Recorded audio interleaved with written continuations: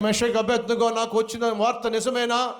మీరు నేను నిలబెట్టినటువంటి ప్రతిమకు మొక్కట్లేదట, నిజమేనా? నిజమే, అది తెలిసిందే. అయితే మీకు సెకండ్ ఛాన్స్ ఇస్తున్నాను, మళ్ళా అవకాశం ఇస్తున్నాను. ఏం చేయడానికి? మీ దేవునికి వ్యతిరేకంగా జీవించడానికి.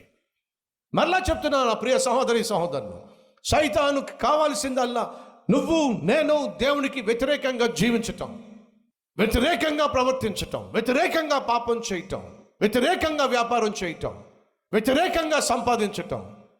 దానికి సైతాను అవకాశాలు ఇస్తాడు. నీకు మళ్ళీ అవకాశం ఇస్తాడు, మళ్ళీ అవకాశాలు ఇస్తాడు.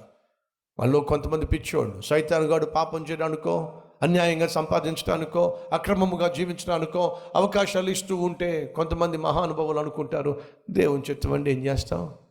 ఏమిటి దేవుని చిత్తమా? జాగ్రత్త సుమా, సెకండ్ ఛాన్స్ ఇస్తున్నాను. అడుగుతున్నా, 10th క్లాస్ ఫస్ట్ క్లాస్లో పాస్ అవ్వాల్సిన నువ్వు అన్ని సబ్జెక్టుల్లో ఫెయిల్ అయిపోయావు అనుకోండి, నువ్వు మాత్రమే ఓడిపోతున్నావా? నిన్ను కన్నది తండ్రి కూడా ఓడిపోతున్నాడు. చెప్తారా కాస్త?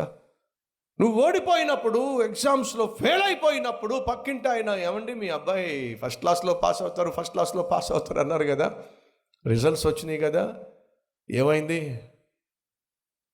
ఫెయిల్ అయిపోయాడండి. ఏమిటే మీ అబ్బాయి ఫెయిల్ అయిపోయాడా? మా వాడికి స్టేట్ ఫస్ట్ ర్యాంక్ వచ్చింది. నీ తండ్రి విశ్వాసి, అతడు అవిశ్వాసి. నీ తండ్రి ఓడిపోయాడు, తలదించుకున్నాడు. అర్థమవుతుందా సహోదరి సహోదరులు? ఎగ్జామ్లో పాస్ అవ్వాల్సిన కుమారుడు ఎగ్జామ్లో ఫెయిల్ అయినప్పుడు తను ఒక్కడే ఫెయిల్ అవ్వట్లేదు, తన ఇంట్లో ఉన్న అందరినీ ఫెయిల్ చేస్తున్నాడు. సంసోను తన దేవుణ్ణి ఫెయిల్ చేశాడు. వాళ్ళు ఏమన్నారో తెలుసా? చూద్దాం రండి. 23వ వచనం 16వ అధ్యాయము. ఫిలిష్తీయుల సర్దారులు, మన దేవత, అది నేను చెప్తున్నా, మన దేవత మన శత్రువైన సంసోనును మన చేతికి అప్పగించి ఉన్నదని చెప్పుకొని తమ దేవత అయిన దాగోనుకును మహాబలి అర్పించుటకును పండుగ ఆచరించుటకును కూడుకొనిరి. జనులు సంసోనును చూచినప్పుడు, మన దేశమును పాడు చేసిన వాడును మనలో అనేకులను చంపిన వాడునైన మన శత్రువుని మన దేవత మన చేతికి అప్పగించి ఉన్నదని చెప్పుకొనుచు తమ దేవతను స్తుతించిరి. ఇండైరెక్ట్గా ఏమంటున్నాడో తెలుసా? సంసోను, నీ దేవుడు నిన్నేమీ కాపాడలేకపోయాడు. మా దేవత దాగోను నిన్ను మా చేతికి అప్పగించింది. నువ్వు సేవించే నీ దేవుడి కంటే మేము సేవిస్తున్న దాగోనే గొప్పది అని ఇండైరెక్ట్గా చెప్తున్నప్పుడు దేవుడు ఎంతగా అవమానపరచబడ్డాడండి. ప్రియ సహోదరి సహోదరుడా, క్రీస్తు రక్తంలో కడగబడిన నీవు, క్రైస్తవునిగా పిలువబడుతున్న నీవు, తుచ్చమైన నీచమైన అల్పకాల పాప భోగాలకు నువ్వు తావిచ్చినప్పుడు, చోటిచ్చినప్పుడు సైతాను వచ్చి దేవునితో అదే అంటాడు. చూడేం చేస్తాడు మీ వాడు? నాకు దొరికిపోయాడు, నా చేతుల్లో బందీ అయిపోయాడు. చూడు ఏమైపోయాడు సంసోను. ఏదో ఉద్ధరిస్తాడన్నావు కదా, ప్రతిష్ఠించావు, ప్రత్యేకించావు, పరిశుద్ధపరిచావు, బలపరిచావు, ఏదో గొప్పవాడిని చేస్తానన్నావు. ఏమయ్యాడు మీ వాడు? నాకు దొరికిపోయాడు. ఒక అమ్మాయిని ముందు తీసుకొచ్చేసరికి దొరికిపోయాడు. ఈరోజు మా చేతిలో బందీ అయిపోయాడు. దేవునికి ఎంత అవమానం అండి, దేవునికి ఎంత అవమానం అండి. ఈరోజు సహోదరి సహోదరులు, నువ్వు తప్పు చేస్తున్న ప్రతిసారి నీకు తెలియకుండా నీ దేవుణ్ణి అవమానపరుస్తున్నావు, నీ దేవుణ్ణి తలదించుకునే విధంగా చేస్తున్నావు. ఆ రోజు అటు బబులోను దేశపు రాజు ఇదే మాట అన్నాడు. ఏమిటి? మీ దేవుడా? ఊరుకోండి. మీ దేవుడు విడిపించగలవాడైనట్లయితే ఆ రోజు విడిపించేవాడు. మీ దేవుడు విడిపించలేడు కాబట్టి నా చేతికి మీ దేశాన్ని అప్పగించేశాడు. దేవుని ప్రస్తావన వస్తుంది అక్కడ. సంసోను తప్పిపోయినప్పుడు దేవుని ప్రస్తావనే వచ్చింది. నువ్వు నేను తప్పిపోయిన ప్రతిసారి మన దేవుని ప్రస్తావన వస్తుంది.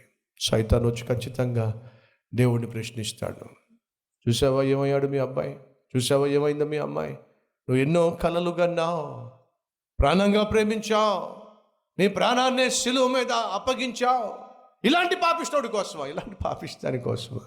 నువ్వు ఎవరినైతే ప్రాణంగా ప్రేమించావో, ప్రాణాలు దారిపోసి నీ రక్తము చిందించి కొనుక్కున్నావో, చూడేమయ్యారు వాళ్ళు, ఏం చేస్తున్నారో చూడు. నా చేతుల్లో బానిసలు అయిపోయారు. ఈరోజు మన మధ్య ఎవరైనా ఉన్నారా సంసోను వలె బానిసలైన వాళ్ళు?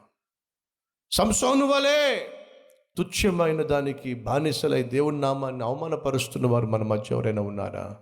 నేను ప్రాణంగా ప్రేమించిన దేవుణ్ణి అవమానపరచటం మనకు క్షేమం అంటారా?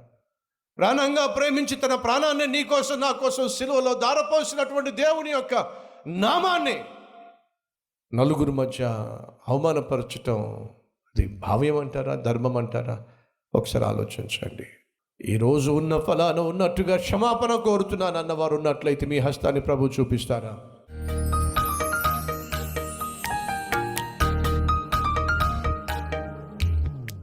మహాపరిశుద్ధుడు అయిన ప్రేమ కలిగిన తండ్రి, సూటిగా బహుస్పష్టంగా హెచ్చరిక చేశావు. ఆనాడు యెషయా అనే ప్రవక్తను వాడుకొని హెచ్చరిక చేశావు. ఇర్మియా ప్రవక్తను వాడుకొని హెచ్చరిక చేశావు. ఈరోజు ఈ దీన సేవకుని వాడుకొని హెచ్చరిక చేస్తున్నావు. ఆత్మ చెబుతున్న మాటలు చెవులు గలవాడు విని తన జీవితాన్ని దిద్దుకొనును గాక. పశ్చాత్తాపపడి తన పాపము నుండి వేరై పరిశుద్ధముగా జీవించును గాక. నాయనా, నీవు శిక్ష విధిస్తే తట్టుకోగలిగిన శక్తి మాకెక్కడుంది నాయన. కాబట్టి అడుగుతున్నా నాయనా, శిక్షించక క్షమించయ్యా. ఇక నుంచి అయినా నీ బిడ్డలుగా జీవించే భాగ్యము దయచేయమని యేసయ్య పేరట వేడుకుంటున్నాం తండ్రి. ఆమేన్.